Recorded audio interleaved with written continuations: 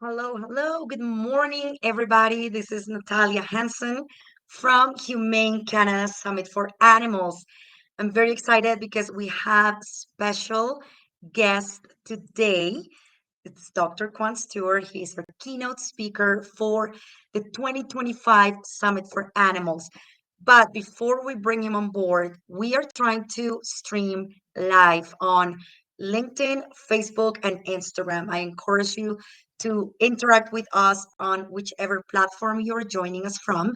Ask questions, comments. This is your chance to ask a real life hero a question. I'll get to that in one moment. So, let me tell you very quickly what the Summit for Animals is. So, the Summit for Animals is our signature conference that's hosted once a year in a different Canadian city. This year, we are going to beautiful Montreal, the capital of Quebec, April 27th, 28th, and 29th.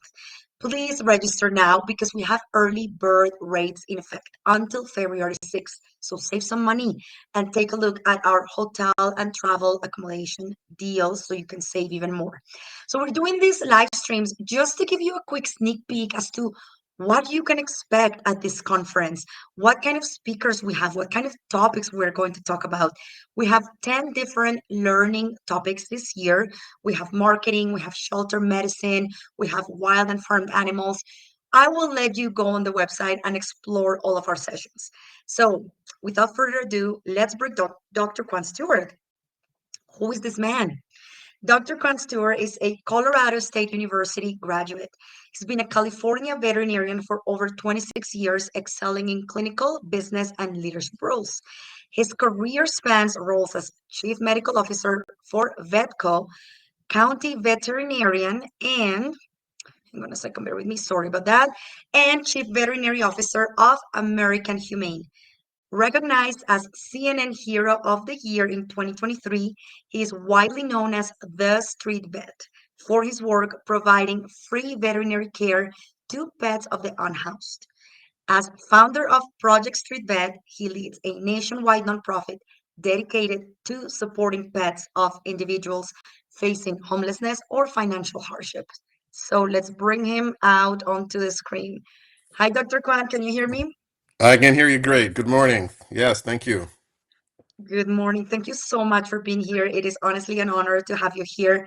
On a personal level, I am trying to not fangirl too much because you are someone that I, and as I'm sure a lot of people who are watching, look up to. So eager and excited to have this conversation. So tell us, where are you joining us from this morning? I'm in San Diego. I live in San Diego, beautiful sunny San Diego, where it's always 75 Okay. degrees. Yeah, Fahrenheit, which is I think in Celsius. I want to say that's like high 20s Celsius, maybe. All right, well, that's awesome. And we'll get to this because I know you've been helping spread the word and you've been helping with people who have been affected by the fires in LA, but we'll get to it. Before we get any further, some people who are watching may be new to your world, may be hearing about you for the first time. So please tell us, aside from that intro that I just did, tell us how you got started in veterinary outreach work. Yeah, I don't want to give away the whole story because then it would preempt some of my keynote that many of you are going to see in a few months. But in short, it was after a very emotional experience I had with an unhoused man. And I, I was just hearing an echo, sorry. And I, it came at an unusual time in my career because I was a shelter vet. I was a county veterinarian. This dates back to 2010, 2011. And I thought about quitting being a veterinarian altogether.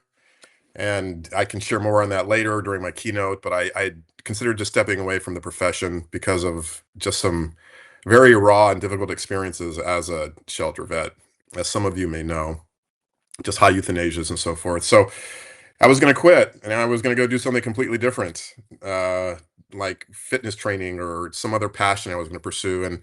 And I stumbled upon this unhoused gentleman and his dog outside of 7-Eleven, offered help, and saw the same dog about a week and a half later. Dog was transformed.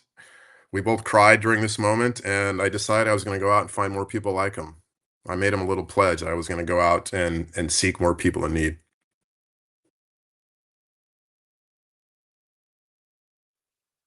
Okay, sorry about that. I was unmuted to make sure you had no echo, no background. Well, I just want to say that I'm super glad that you didn't quit. I'm really happy because we wouldn't be having this conversation. And I think this is just a reminder for anyone who's watching that it is normal for us to feel that way sometimes. We may work with animals, and a lot of people may say, "Oh, your job is so wonderful." And it is, don't get me wrong, whether you're working in veterinary medicine, as a shelter vet, etc. But sometimes it can be really emotionally taxing. And I'm sure you've had your fair share of compassion fatigue and burnout. You were just talking about like the high euthanasia rates, and those were the moments where we sometimes feel like I just want to throw in the towel. There's just so much that happens in the world. It's an emotionally taxing career for sure, but I am so glad that you kept your eye on the prize and you are doing this. So, as you said as well before, we don't want to give too much away because, again, this is just a sneak peek to get people excited to register for the Summit for Animals in Montreal and come and listen to your keynote speech. And basically, the essence of your presentation is talking about not judging and being more compassionate. But especially in animal welfare, a lot of times we hear really sad, really depressing, really angering stories of animal abuse, neglect, abandonment, etc. And again, we're human. So sometimes our first reaction is to say, I hate people, you know what, just being so angry.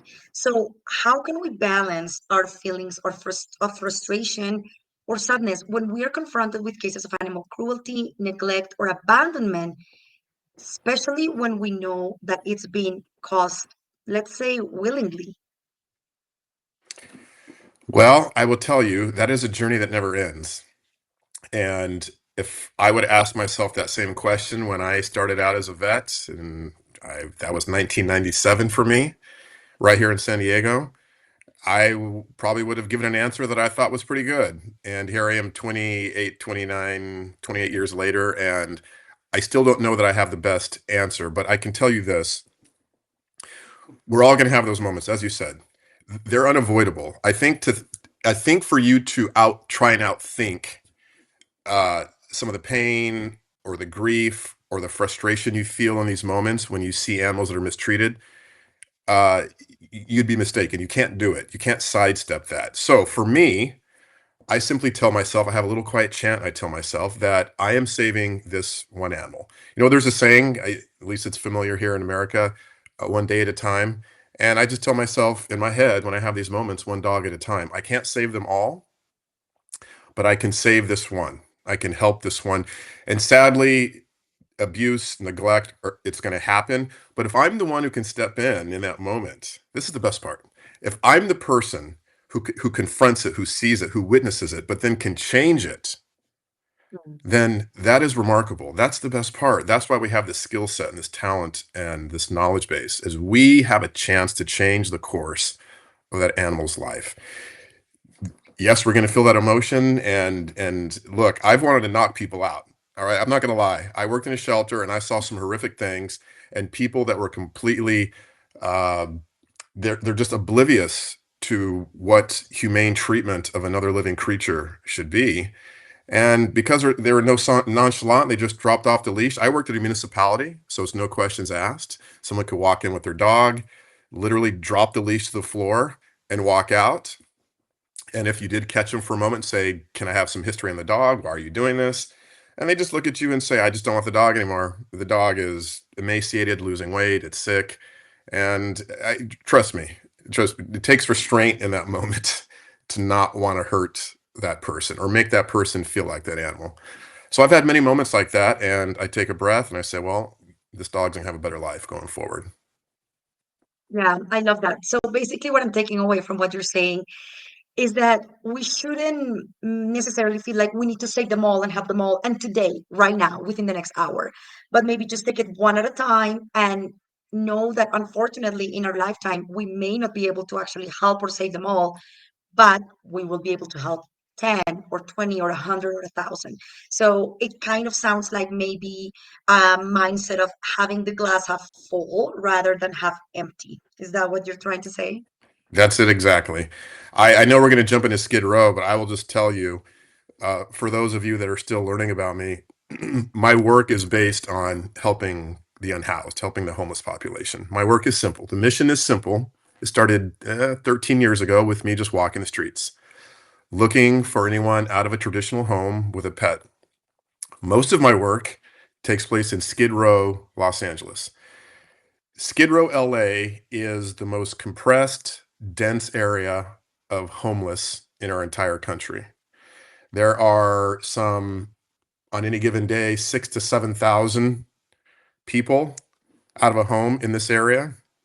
It's not a huge area. What's so sad about this part of Los Angeles is it is almost a stone's throw from some of the more beautiful neighborhoods that you see in movies or on TV. But in this area, this few square blocks, it is like you know a concentration camp. It's awful. But Wow. if you follow the estimates that about 20% of our unhoused population have a pet, then that gives you an idea of how many animals, how many pets live in this very small area. Hundreds and hundreds and hundreds of animals. So I can walk Skid Row all day long and not get to nearly the total number of animals that need to be treated. So going back to what we're talking about, it's overwhelming. When I start out in the morning and I have my bag and I start walking the streets and I have this mandate in my head that I'm going to go find them all, there's no way that's going to happen.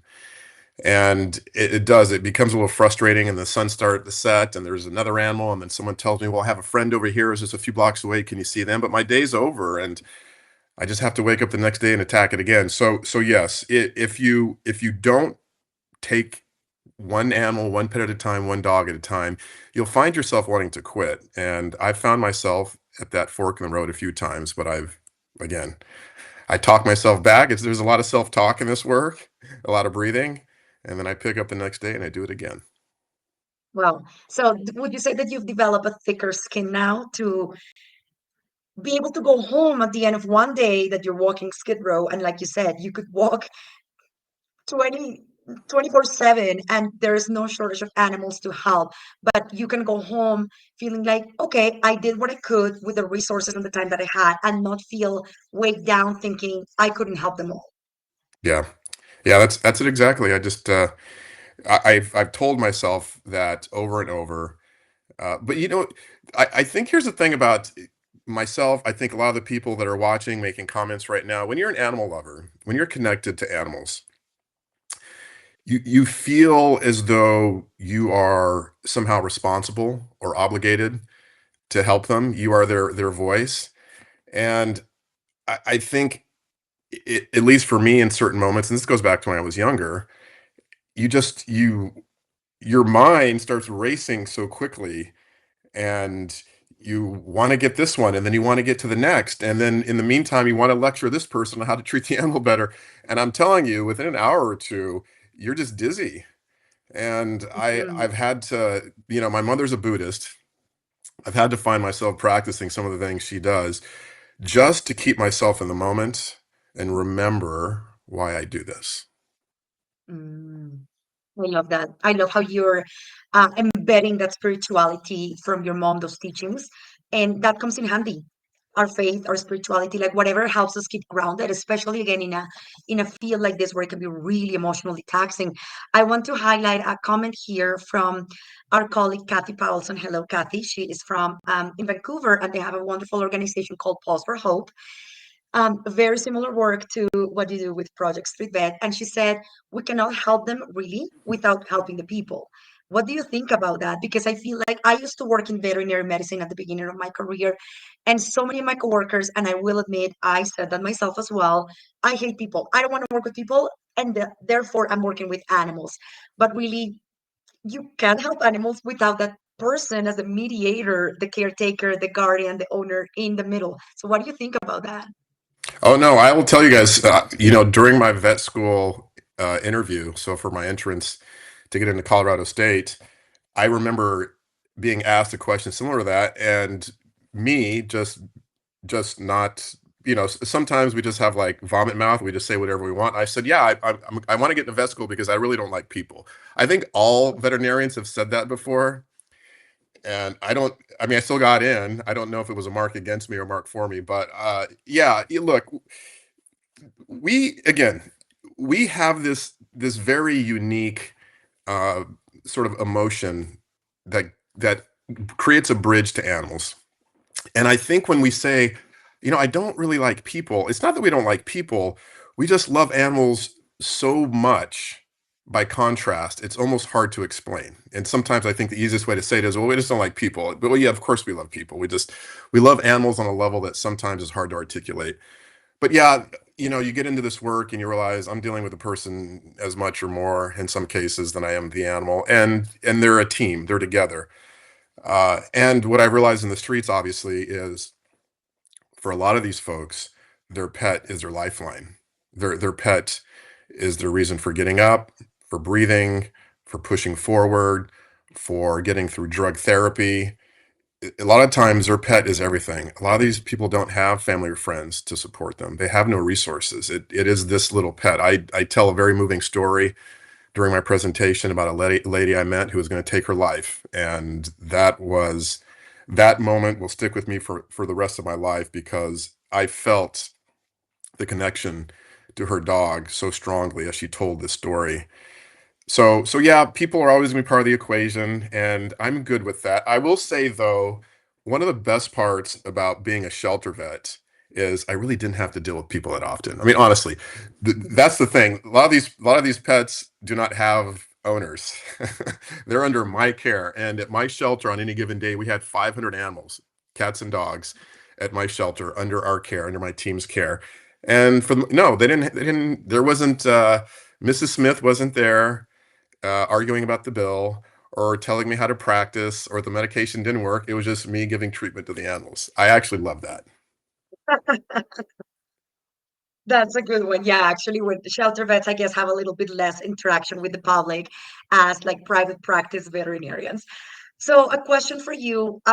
Clearly, you're getting a lot of praise. We have a comment here. We are so grateful that you and others are doing this work, helping people and their animals. So, 100% kudos to you and all the Project Street Vet team.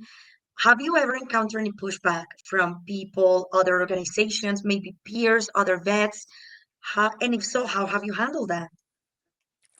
You're talking about doing the street work now, the outreach work that I do. Have I received any? Yes.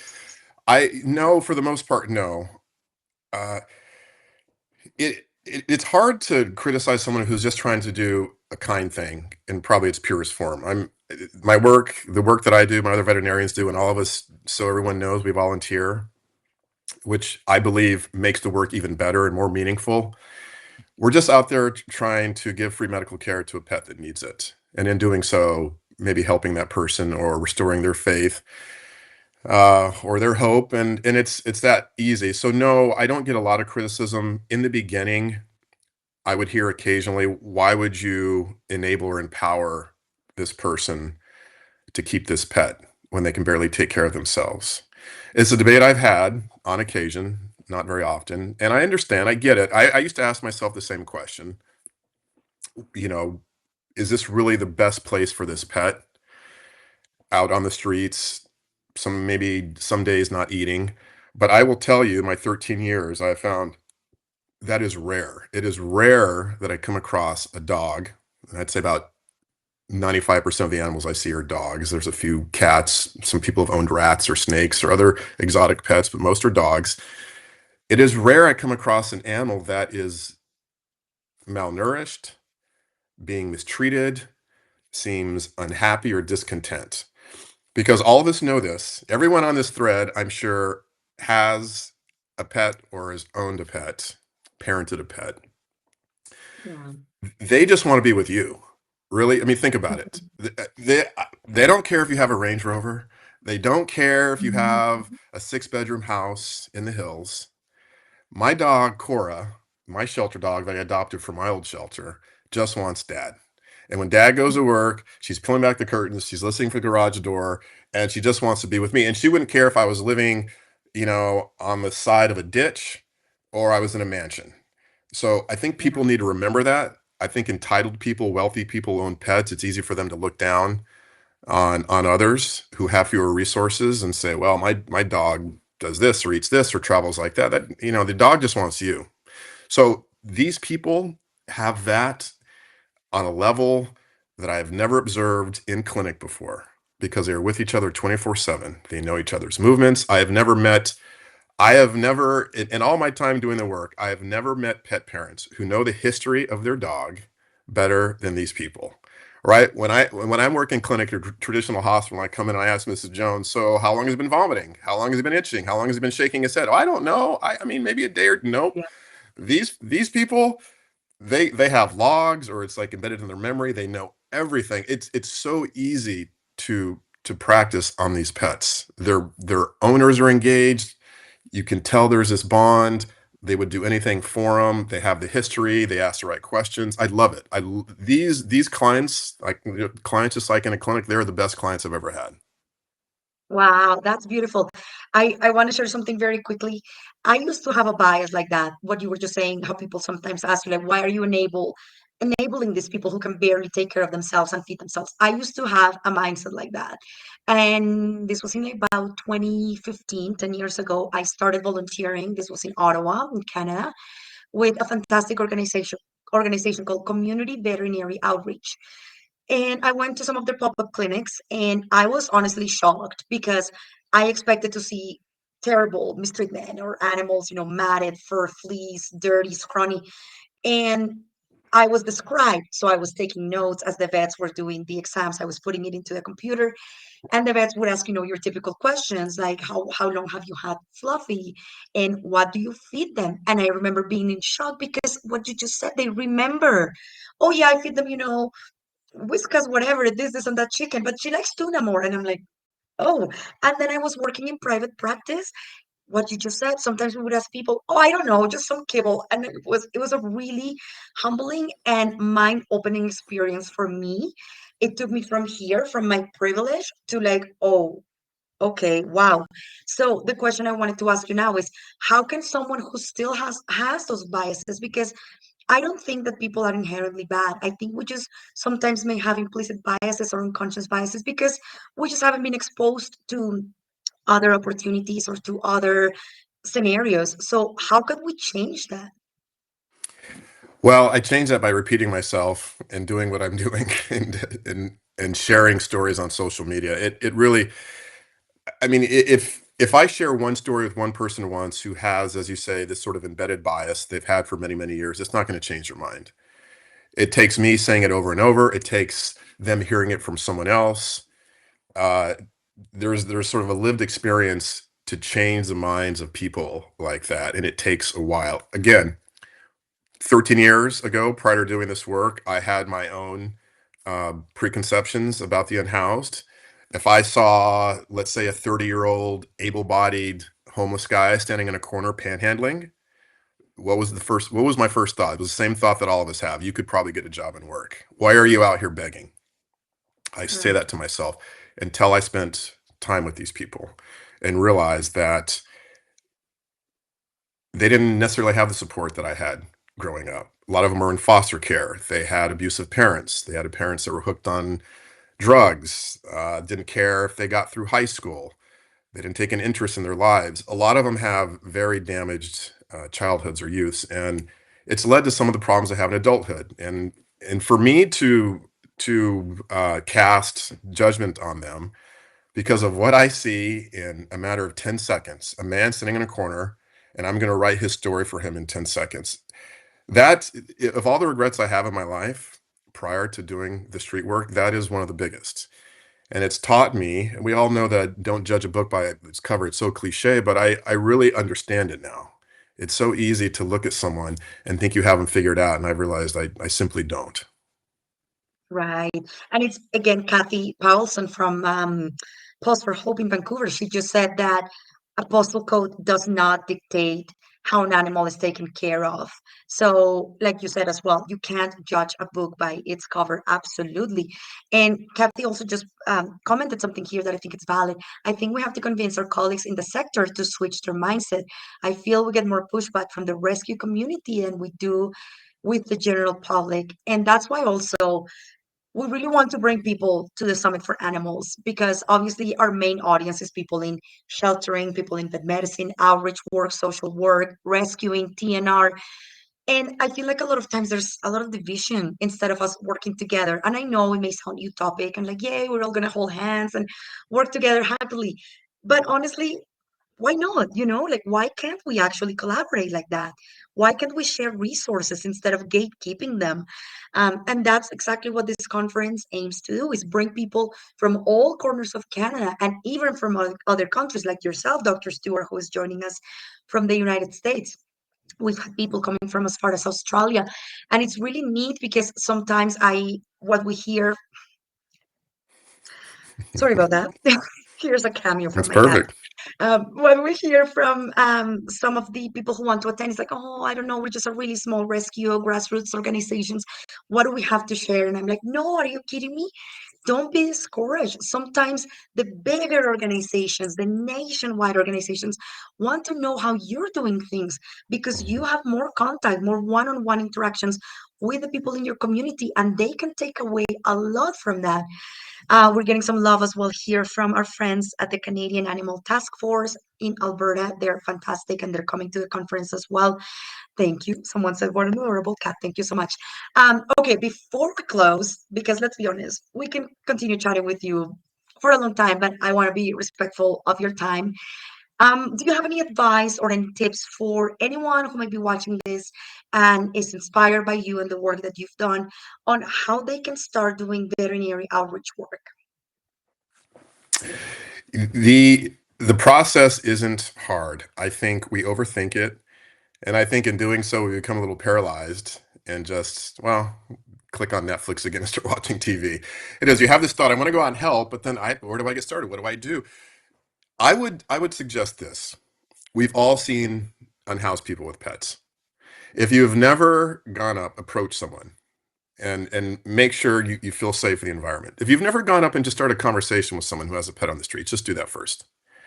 I think it will open your eyes and help you understand. It'll just give you a clearer understanding of maybe what this person's gone through, what their pet means to them. And for me, that was the inspiration to do more. It took that moment at 7-Eleven with that man to really get me off my shoulders and start moving and doing something about it. And I think until you've had that interaction with another living, breathing human who's in this very precarious and sad situation, you may not fully get it. So I would say for now, and I'll have more tips when I talk to everybody soon, but I would say for now, if you have an opportunity to do it, just try that. Just try that and see. And then for those that do it between now and then, between now and April, and I'll see you in April, for those of you that try that, I would love for you to come up and share what that was like. Either before I speak, and I'd be happy to share your experience while I'm on stage, or after. Just come up and let me know how that went. I love that. So, everyone watching this, there's two pieces of homework for you. One, the most important, in my opinion, register for the Summit for Animals, especially because we have early bird rates in effect until February 6th. I know we work in nonprofit. There's sometimes not a lot of funding in nonprofit. So that's why we have these promos, these special offers to help you save. So that's part number one. Part number two, do what Dr. Stewart is saying. Take action. Go and if you're walking down the road and you see someone who is unhoused, let's say, and they have an animal, strike up a conversation and get an understanding of what their story is like. And then when you come to Montreal and you meet Dr. Stewart, tell him what that was like. There you go. That's the homework for everybody. Perfect closing. But jokes aside, any closing words from you, Dr. Kwan? Now, I'm really excited that you guys invited me in, and I have more to share. People here, I'll give you a really tiny sneak peek into something that many people don't know about. So I run the charity along with a wonderful group of people, but it's not my day job. As I said, I don't pay myself for my charity. I never have. I volunteer my time. So I have a day job, and uh, one of those roles is the chief veterinarian for Netflix. I am their chief animal consultant, and people are like, "That's a job. Is that a job?" Yes, it's a job. Where I consult the best practices of the animals on film sets, so their welfare and safety. I work with the directors and producers who are working with these animals and doing stunts or animal action, and I consult to them on what to do. So I have one of my favorite stories is with one of the biggest A-list stars in the world, and on a day when I went out and did street work. But I will share. I will just tease that and tell the full story later. I know you have to wait. But yes, I would love for you all to try that, take that suggestion I just gave, and and then share it with me. You asked about the fires. I will tell you this. I have been busy the last couple weeks assisting with the fires. It is really unfortunate, sad. It is one of the biggest catastrophes Los Angeles has seen. I don't live in LA. I'm in San Diego, which is about an hour and a half to 2 hours south. But we're all Southern Californians. We live in the same community. And obviously I do a lot of my work in Skid Row. I know a lot of people. I'm connected to people who've lost their homes, and it is terrible. But I will say this about the human spirit: when there's a crisis, people rally, and there's been a lot of love and support and outpouring of donations and volunteering. And what it's done, and sadly, sometimes these moments have to happen. It has put Pasadena Humane Society in a really nice spotlight. It has put Los Angeles Animal Services in a really favorable spotlight, and reminded people we still have animals that need to be sheltered, adopted, fostered, cared for.